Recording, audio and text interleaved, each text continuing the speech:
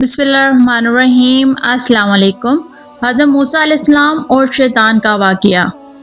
नाज़रीन इकराम, आज की इस ईमान अफरोज़ वीडियो में हम आपके लिए एक ऐसा वाक़या लेकर आए हैं जो ना सिर्फ इबरत से भरपूर है बल्कि इंसान की रोज़मर्रा ज़िंदगी के लिए एक अमली सबक भी रखता है। यह वाक़या है हज़रत मूसा अलैहिस्सलाम और शैतान के दरमियान होने वाली गुफ्तगू और इसके अंदर मौजूद हिकमतें जिनसे इंसान अपने दुश्मन को पहचान सकता है। आए इस रूह परवार वाक़ये की तरफ चलते हैं। हज़रत मूसा अलैहिस्सलाम अल्लाह ताला के जलील अल कादिर नबी हैं, जिनको अल्लाह ने कलीमुल्लाह यानी वो नबी जो अल्लाह से बराह रास्त कलाम करते थे का मुकाम अता फरमाया। आप अलैहिस्सलाम सब्र, इस्तिकाम की मिसाल, फिरौन जैसे जालिम के मुकाबले खड़े होने वाले, बनी इसराइल को गुमराही से निकालने वाले, इल्म हिकमत के चिराग। जब हज़रत मूसा अल्लाह से हम कलाम होते थे तो दिलों पर सुकून की बारिश होती थी, ज़मीन आसमां अल्लाह की अज़मत से लरज़ जाते थे। शैतान ने जब आदम अलैहिस्सलाम को सजदा करने से इनकार किया तो इसने अल्लाह के सामने क़यामत तक इंसान को बहकाने की कसम खाई। इसका मकसद सिर्फ एक ही है, इंसान को गुमराह करना, इसे अल्लाह की राह से दूर करना और इसे जहन्नुम तक लेके जाना। शैतान ना इंसान को सोने देता है, ना जागने देता है, ना इबादत करने देता है। वो हर रास्ते पर बैठा हुआ है, जैसे नमाज में, रोज़े में, रिस्क में, रिश्तों में, माँ बाप मियाँ बीवी के ताल्लुकात में, इज़्ज़त व शऊरात में, गुर्बत और मुसीबत में। लेकिन एक दिन शैतान खुद ही हज़रत मूसा अलैहिस्सलाम के पास आया। क्यों ना कि वो फंस चुका था। रिवायत में आता है कि एक मर्तबा शैतान हज़रत मूसा अलैहिस्सलाम के सामने ज़ाहिर हुआ। वह मुख्तलिफ शक्लों में इंसानों और जिन्नात के सामने आता है, लेकिन एक नबी के सामने वो अपने असल रूप या किसी मुनासिब सूरत में आया। आते ही इसने कहा, ए मूसा, तुम अल्लाह के रसूल हो, अल्लाह तुमसे बराह रास्त बात करता है, मेरे लिए अल्लाह से सिफारिश करो। हज़रत मूसा ने फरमाया, ए मालूमान, तूने अल्लाह के खिलाफ बगावत की, नाफरमानी की, फिर भी कहता है कि सिफारिश। शैतान ने जवाब दिया, ए मूसा, एक दरख्वास्त है, अगर तुम अल्लाह से पूछ लो कि मेरी तौबा की क्या सूरत है। हज़रत मूसा ने अल्लाह से अर्ज़ किया, या रब, शैतान तेरी बारगाह में तौबा चाहता है। अल्लाह ताला ने फरमाया, ए मूसा, जाकर इसे कह दो कि अगर वो आदम अलैहिस्सलाम की कब्र पर सजदा करे तो इसे मैं माफ़ कर दूंगा। हज़रत मूसा वापस आए और शैतान को ये बात बताई।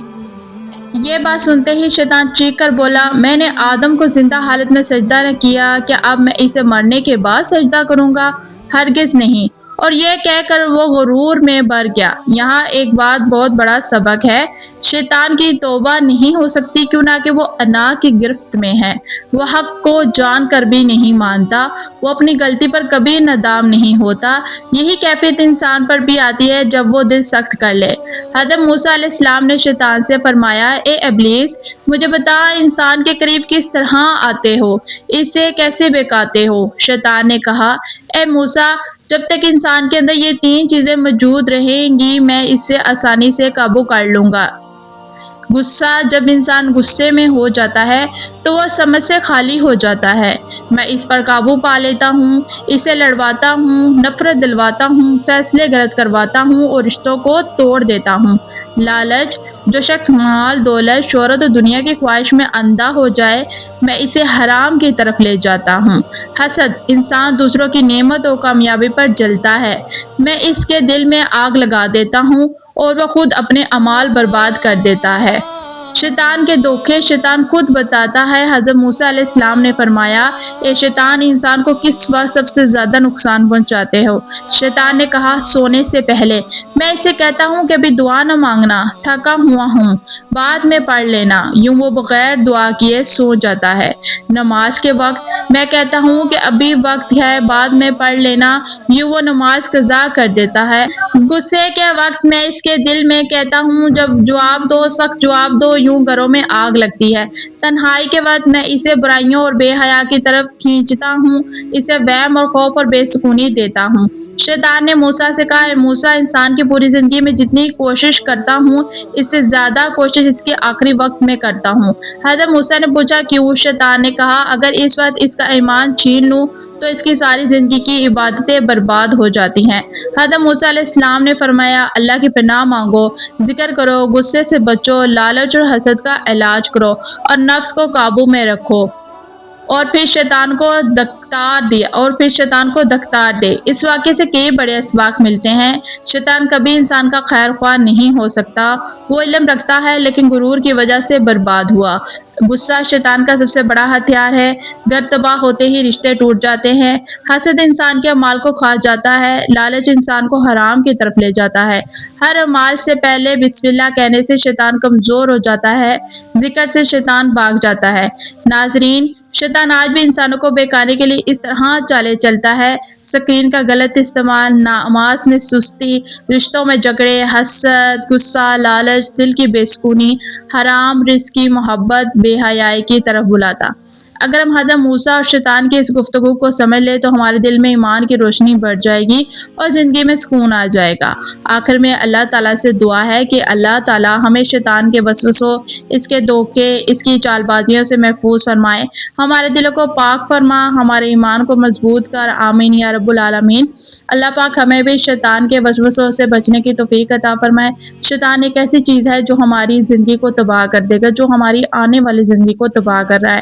اس لیے کوشش کریں کہ جب بھی آپ اٹھیں تو اللہ کے لیے ذکر لازمی کریں، یہ دعا مانگیں اللہ پاک سے کہ اللہ پاک ہم سونے لگے ہیں تو تیرے ہی ذکر میں سونے لگے ہیں، اور اگر ہماری صبح آنکھ بیدار ہو یا ہمیں دنیا کی روشنی نصیب ہو تو ہمیں جو ہے اپنے ذکر و اذکار میں لازمی لگانا، کہ ہمیں 5 وقت کا نمازی لازمی بنائے کہ ہم 5 وقت کی نماز پڑھیں، اللہ کا ذکر کریں، اللہ کی راہ پہ چلیں۔